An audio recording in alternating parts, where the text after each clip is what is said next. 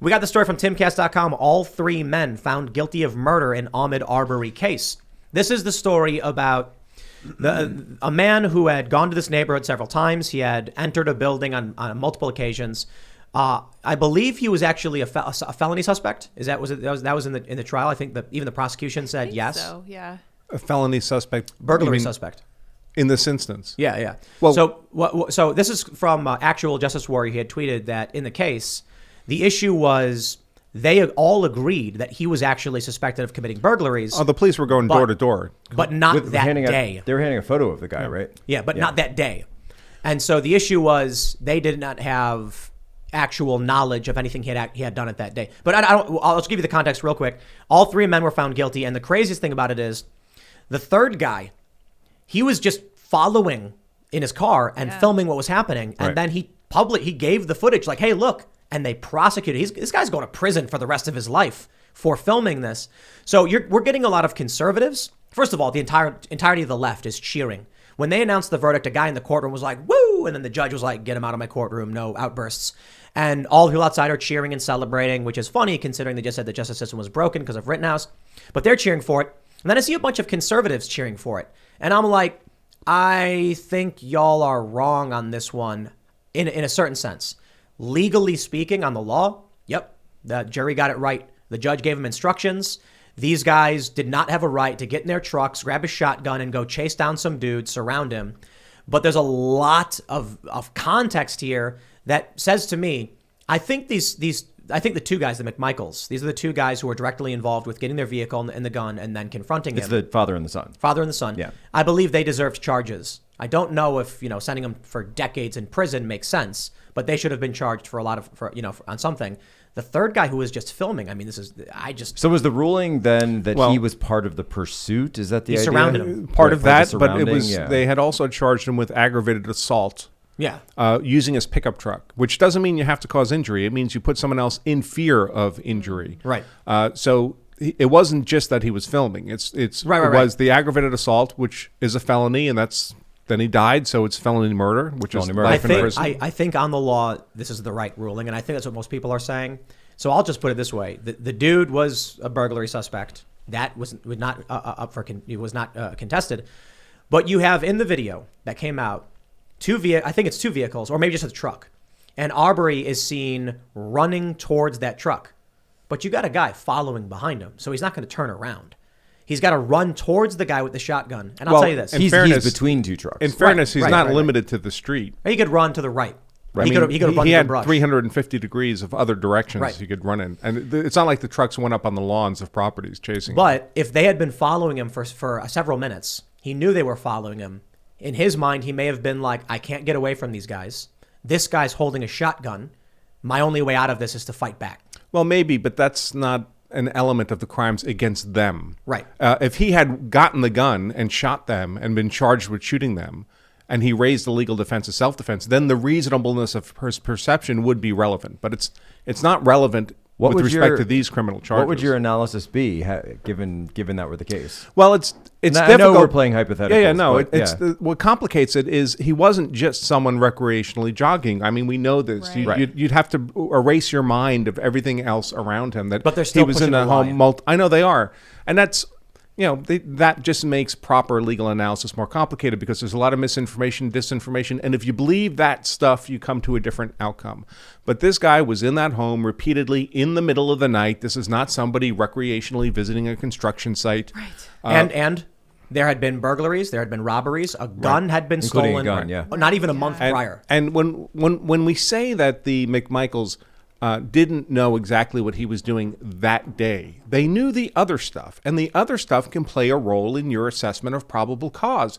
If a police officer had seen those videos of him there those other times and then saw him apparently leaving the building again that day, the police officer is not required to pretend he doesn't know that past experience, those past events. He's allowed to consider that in coming to a determination of probable cause on that day. Even if he didn't see explicitly burglar-like activity that day, he's seen burglar-like activity from this guy on this property on previous occasions. So let me ask you, and I think the answer is obvious, but you being the attorney on self-defense, if Travis McMichael, who has now been convicted on all counts, if he actually was a police officer who did the exact same thing, what would have happened?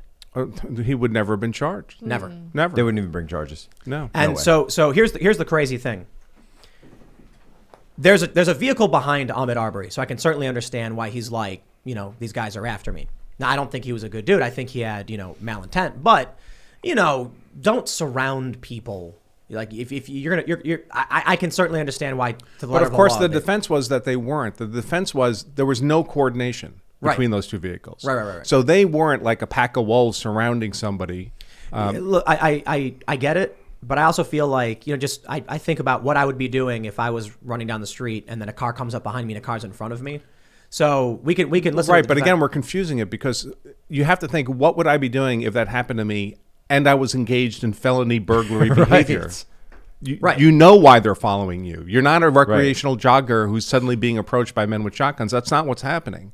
No, right. So you're saying there's a reason the hands don't go up and it's, hey, guys, but I'm saying wait. In the context of these guys not being law enforcement, like this guy's going to fight. But here's what I'm getting to. Ahmaud Arbery runs around. I think he would have fought if they were law enforcement. Oh, I agree. So yeah, I think what he's getting at is that this guy didn't want to be stopped. Right. For any reason. Ahmaud Arbery because of what he ran to the right ran around the right side of the truck, got around it, and then flanked left.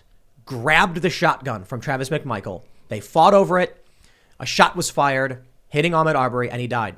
Now I want to stop, and I want to give you the real context in a more in the spirit of what I think is a fair assessment.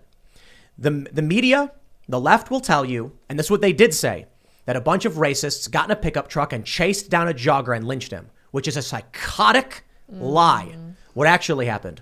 A couple local guys who had been hearing reports about burglaries from the police heard this guy was spotted in their neighborhood again.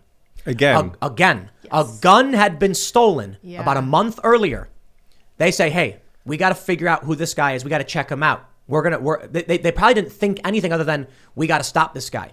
What does that mean? It could mean nothing. It could be like, let's just get in our car and go after him. Hold on. So they knew a gun was stolen. That's why Travis McMichael had a shotgun. Hey, someone stole a gun. If he's got a gun, we could be in trouble. And if we try and say, hey, what are you doing here? And even try and talk to him, he could have a gun. When they stopped their truck, and as you argued, the defense argued there was no coordination, he gets out with a shotgun. He is legally allowed to keep and bear arms. When Ahmaud Arbery ran around the truck and then grabbed the gun and fought with him, there was now dual possession of that weapon. In the fight, a shotgun blast killed Ahmaud Arbery. So I look at that and I'm like, man, I understand to the letter of the law they got the conviction, but doesn't it feel like something doesn't make sense or doesn't add up properly? The narrative from the mainstream media is a lie. Of course. Does this get to the provocation argument kind of that we were talking about in Kyle Rittenhouse? Well, the prosecution did raise the issue of provocation in her closing statement and wasn't a major part of the trial. Oh, I see. I think, and suddenly I lost my train of thought. Go ahead, Tim, and I'll. Did the guy with the shotgun? I was throwing it back to you. Did the guy with the shotgun brandish the shotgun? About, he was holding it. I think he was just holding it, and then Ahmaud Arbery. Look. Oh, I remember what I was going to say. So he's in front of the truck to the left. Sorry, and then Ahmaud Arbery goes around it and can't actually see Travis McMichael, and then comes around in the front and attacks him. And charges him. It's unknown whether McMichael ever brandished. Well, it's disputed. The video is very fuzzy at that point, and there's parts where they're obscured by the truck in front, so you can't really see what's happening. But of course, the state has to prove guilt beyond a reasonable doubt. But I don't think it matters, because if he's pointing at that point, he's being charged by someone who's attacking Arbery him. is on camera going around the car, and at this point, there is no gun pointed at him. And he chooses then to turn left and engage Travis McMichael. So it's much more complicated than malice murder and felony murder, but they just said, across the board. So here's the thing. I want to make clear, because there's obviously a lot of emotions around this. It's a racially energized case. I don't care about these guys getting convicted and going to prison on any kind of personal level. I don't know these people. They're not friends of mine. They weren't my client. What happens to them is of very little consequence to me on any kind of personal level. But professionally, I care a lot about the legal process, and I care a lot about due process. And if they're going to get convicted, it ought to be done the right way. Yes. And that didn't happen here, because the whole case rested on this citizen's arrest statute and your interpretation of it. There were two possible interpretations. Lawyers in that courtroom, and me, myself, outside the courtroom with lots of other lawyers, we, in good faith, argued different positions on that citizen's arrest law. The judge wasn't sure exactly what it meant. When all the legal experts can't decide on what it means, someone has to make the call. You can't have an A version and a B version, one of which favors the prosecution, one of which favors the defense, and whichever one is chosen decides the whole case. And both parties know that. The prosecution knows, oh my gosh, if I don't get my version, I lose this trial. These guys walk. Well, and the defense knows if we don't get our version, our clients are going to get convicted. There's no other possible outcome. So somebody has to decide which version is the jury going to get. And that's the responsibility of the judge in this case. So real quick, what are these summarize? versions? Yeah, I was going to, same thing, yeah. One of the virgins. I guess there should be 72 of those, right? Ave Maria, gratia plena Dominus tecum. Essentially, one of the versions is that the citizen's arrest could only be lawful if everything was contemporaneous and they had essentially perfect knowledge that felony burglary had occurred.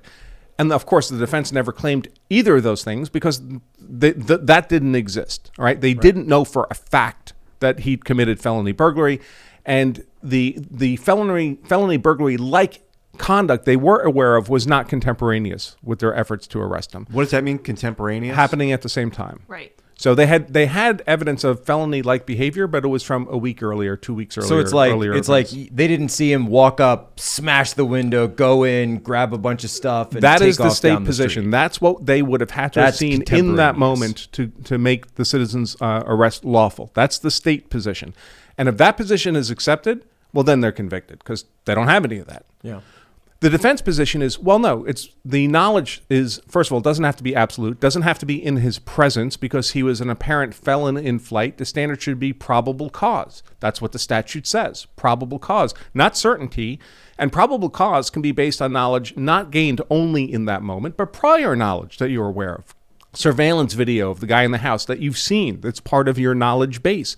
It's part of why you believe it's probable that he's now also committing a felony burglary. If you have that definition that favors the defense, it's probably an acquittal.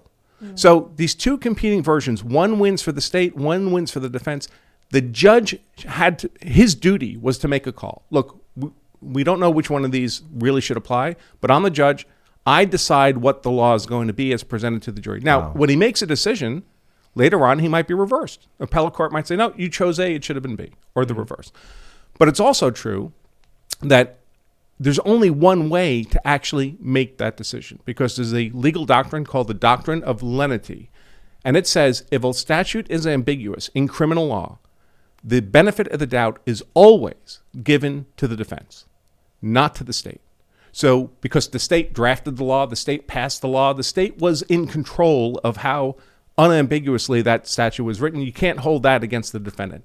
So if the judge was going to pick one of those versions, under the doctrine of lenity, he would be obliged to pick the version that favored the defense, and then we're looking at acquittals for these guys. And the city would have burned to the ground, right? Yeah. Wow. Maybe many cities. So he decided, well, I'm not going to make that decision. So he punts. I'm not going to do my job. Yeah. I'm going to take the ambiguous version, both options, give them to the jury, and let them decide. And that's not the job of the jury. This is the crazy thing to me is, like I tweeted basically about, I read your article, I did a video on it, and I tweeted like, this could result in an appeal. Is that fair to say? They'll Oh, yeah, there's fertile ground for appeal here. But Right. people need to keep in mind, appeals, I like to say appeals are for losers. Yeah, and that's literally. technically true, right? Yeah. You're only appealing if you got Literally, a- Right, so, yeah. right, obviously. Here's the interesting thing here. For one, I mean, there could be an appeal. But things do get overturned on appeal. Looking at this, you have Kyle Rittenhouse, who was fleeing, and you have Ahmaud Arbery, who was engaging. You can argue that by putting the pickup truck there and then having behind him that, it was a fight or flight reflex, but he didn't have to attack them and go for the gun. So I was thinking about that in regards to your previous statements on Kyle Rittenhouse about how the mentality of Anthony Huber, for instance, has no bearing on the self-defense right of Kyle Rittenhouse. Anthony Huber could believe he's stopped being a mass shooter, but he's still threatening Kyle, who has a right to self-defense. Right. In this instance, I'm curious about the different potentialities here.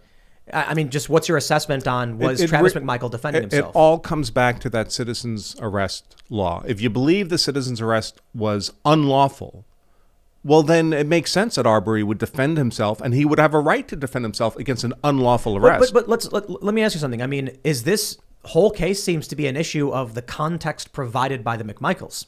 What if they just said, we just happened to be standing there legally bearing arms, and he attacked me? Well, of course we know that's not true because they gave statements to the police at the scene That's what why I'm they saying. were. It's so these guys. Oh, if these guys had just kept their mouths shut, you couldn't have had a prosecution. And no video. And if Right. so that guy released the video thinking it would exonerate them, and it they convicted gave all three. they gave the statements, and months went by. I mean, the Right. prosecutors. Remember, the original prosecutor passed on charges. Yeah, I mean, The local. he actually wrote a memo saying, no, this was lawful citizen's arrest, and therefore everything was within the bounds of the law. It was political. The charges came back because there was political outrage. Well, again, After the video came out. this is a money-making opportunity for some Yeah. people. That's This right. This Well- is the point that I keep bringing it back to. And we now live in a society that is governed by viral videos. Whatever the last viral video that came out is now the new discussion. And if it comes out, remember, George Floyd started with a viral video. The Central Park Karen, which actually turned out to be false. That started with a video, a very selectively edited video, which the guy who posted it actually later debunked on his own Facebook because he said he did provoke her. He said he was going to take it. He said he was going to take her dog, and then she freaks out thinking that the stranger is about to take my dog. So the problem, though, that we have in society is that we now live in a mass surveillance society. But George Orwell, who got a lot right, got this wrong. It's not Big Brother that's the only one that's in on the game of mass surveillance. It's everyone. Little brother. We're all surveilling each other, right? Lots of little brothers, lots of little sisters. And so the question then becomes, what do we do with all this? Kyle Rittenhouse, if there were no video, he would be in jail for the rest of his life. Yep. Because it would be his word against the word of the other people in that mob. And it would be very, very hard for him to get off without that video. But with these guys, the McMichaels, they're going to jail because of video. My understanding is that I could be wrong. It's been a while. It's been almost 2 years now. But the guy, what was his name, Brady or something?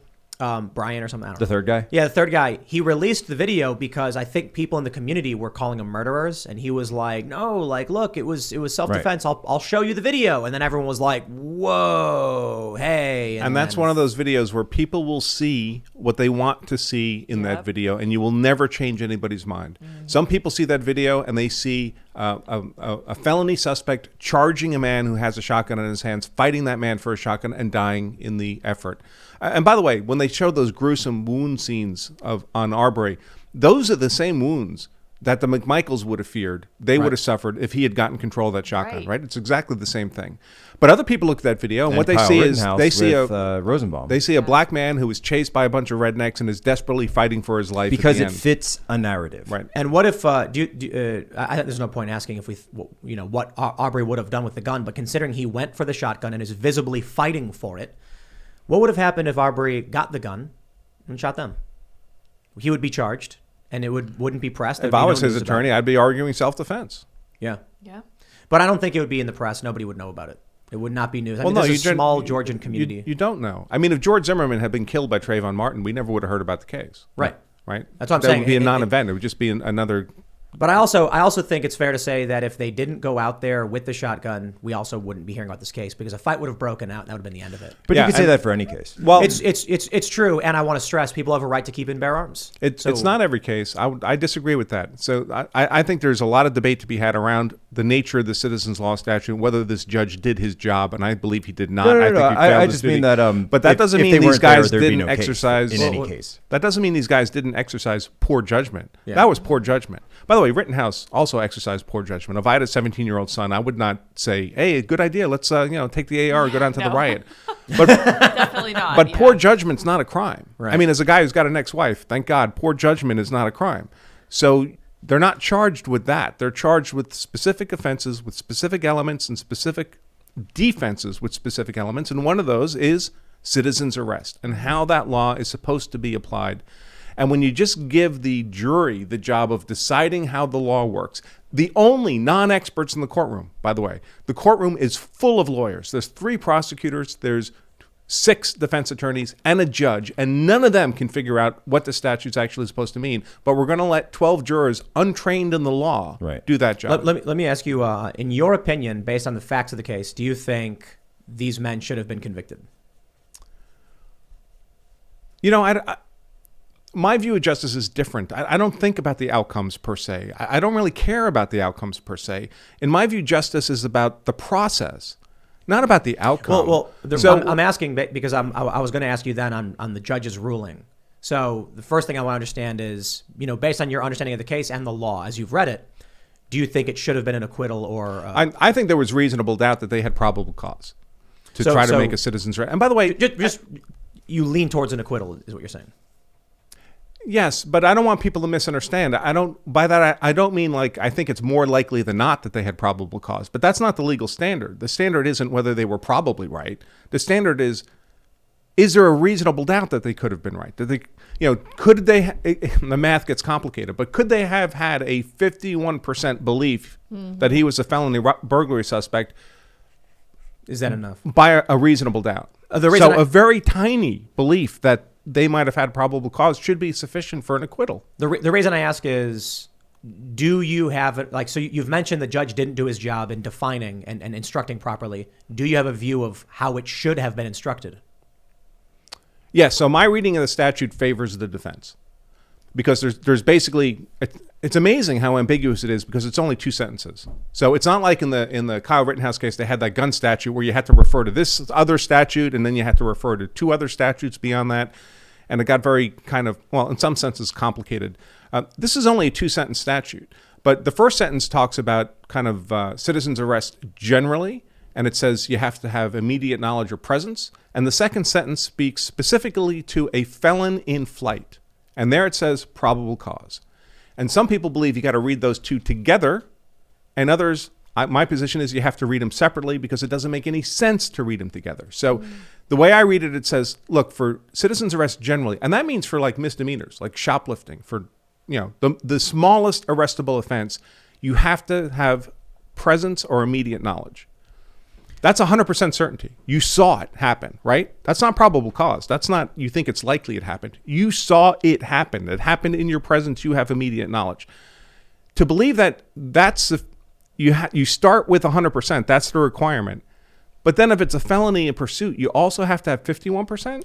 I mean, you're already at 100. I'm gonna read it. This is from your article from Legal Insurrection. It says. The 2 sentences are, a private person may arrest an offender if the offense is committed in his presence or within his immediate knowledge. If the offense is a felony and the offender is escaping or attempting to escape, a private person may arrest him upon reasonable and probable grounds of suspicion.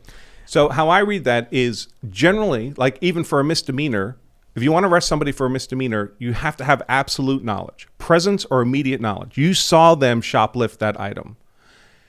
But for the special circumstance of a felon in flight, in that case, it's then probable cause. 51% is certain. And that makes sense to me because we're treating them differently. Look, an arrest is a profound constraint of your liberty, right? This makes, your assessment makes total sense. Yeah, but before we'll let you, and by the way, that applies to cops. The standard for cops is if they want to arrest somebody for a misdemeanor, they have to have seen it. They don't have to have seen it for a felony. Right. So this actually, if we put these 2 requirements together, what we're actually saying is it's harder to arrest somebody who's a felon in pursuit than it is to arrest someone who's isn't this kind of like wait, but Tim, just put it back in a common sense, right? Isn't this also just the situation of, hey, stop that guy? Yeah. Right. Hey, stop that guy. He stole a purse. Hey, stop that guy. He stole my phone. That's what I was saying. That's 51%. And so right. So I didn't see him steal the phone, but I'm hearing someone say, hey, this guy stole my phone. Stop that guy. You want to make that legal. You made a good point about this guy is a burglary suspect who is entering this home repeatedly. When you operate from the leftists' false narrative that this guy was just jogging, the story is very different. A couple of rednecks accused a jogger of a crime he didn't commit and then confronted him with a shotgun. He defended himself. Right. When you know all the facts, you know that these guys were scared because, as I mentioned, a gun had been stolen. There had been burglaries. You guys mentioned that the police had actually handed out his photo. Is that what they did?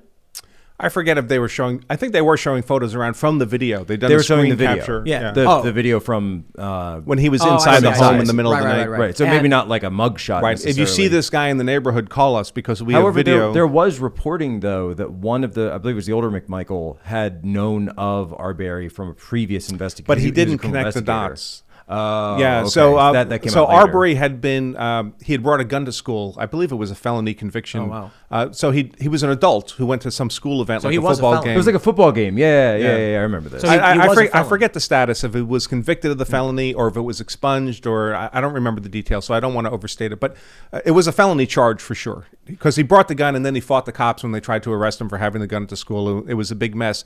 And the prosecutor's office investigated that event, and the investigator was Greg McMichaels. So they'd had some exposure to each other. Right. But there's no evidence that at the time of this day when Arbery was shot, that Greg I see, McMichael okay. recognized him That he as actually that recognized person. Does that that it was make the same sense? guy. Sure, I yeah. want to break down this Which would have made a huge statute. difference, by the way, because that would have been a huge contributor to Right, probable cause obviously. and reason to fear. No, that he might have a gun. I always So I remember want that because that's I want huge. to get at these two sentences real quick, just very simply. A private person may arrest an offender if the offense is committed in his presence or within his immediate knowledge. If the offense is a felony and the offender is escaping or attempting to escape, a private person may arrest him upon reasonable and probable grounds of suspicion. I think your assessment is very reasonable. To put it simply, if someone commits a misdemeanor, you have to know they did it. If Right. someone you believe, you have probable cause has committed a felony, You have and is probable cause to fleeing, believe they you would just stop them. killed somebody. They just Right. murdered someone. That person, and they're in flight, right? So they're can not stop waiting them. for the cops to show up, right? They're in flight. They're a reasonably perceived felon. You only need probable cause Which to seems stop to be a that. So situation where you burglar- want to right, empower the citizenry. For the more serious burglary, crime. Right, for the more serious. So burglary is a felony. Yes. So they believed that at some point this was a person who committed a burglary, and under the statute, he was trying to escape. They had grounds to stop him. That's the defense, right? But the prosecution said all of these things have to be true, right. which makes no sense. Which makes no sense. No. To apply both And that is- standards, to apply, say, all right, every citizen's arrest, no matter what, has to have 100% certainty. And probable But cause. a felon in flight, Well, that and- also requires 51%. well, and throw it once to you a have jury 100%, to make them decide who isn't going through to the level we are here, and they don't have you. or to put it another way, if the first sentence applies to everything, including felons in pursuit, why do you need the second sentence? Right, exactly. And, Right, it's and clearly normal wrong. statutory interpretation does not allow you to presume that a substantive part of a statute is there for no purpose. But I think one of the big questions was whether or not probable cause applies to. It's partly what you're saying. I think what the prosecution argued was their knowledge from previous incidents has no bearing on their right to commit a citizen's arrest today. Right. Correct. Well, she didn't say it that explicitly, but she would only say what they knew that day. They didn't see anything that looked like felony burglary that day. Yep. Right. There were no Right, probable because remember, cause. the judge prevented her from using, the prosecutor, from using the jogger narrative.